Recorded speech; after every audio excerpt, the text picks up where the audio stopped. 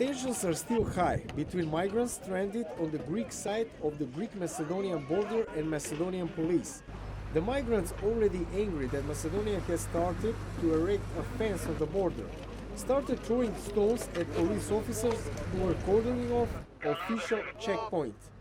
About 1,300 migrants from Morocco, Algeria, Yemen, Iran, Pakistan and Congo have been camped along a railway track at the border. They have been blocking rail traffic for 2 weeks. Refugee International senior advocate Mark Yarnell is in the northern Greece. He spoke with Skype about the situation he was witnessing firsthand.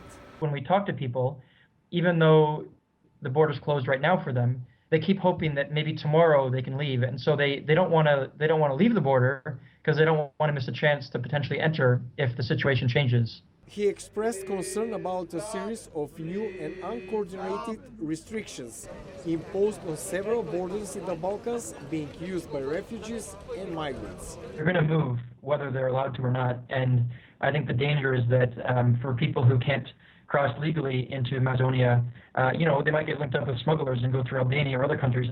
According to UNHCR spokesman Brian Hansford, there is an urgent need for safe process rather than a situation where people pursue illegal smuggling and put themselves at risk. Nobody chooses to be a refugee. What we need are reception centres on the border so as people's stories can be heard, people can be screened whether they are refugees, whether they're economic migrants, and then we're talking about decisions to be made. If they're economic migrants, for example, then they can be returned to their countries in a dignified manner. This is not a Greek or Macedonian or German problem. It is not limited to any single country, says Hansford. This is a unified European problem that needs a unified, coordinated European response. More than 600,000 migrants have entered Europe through Greece this year. Most of them continue north through the Balkans. Analysts say a new humanitarian situation is developing in Europe that needs urgent attention.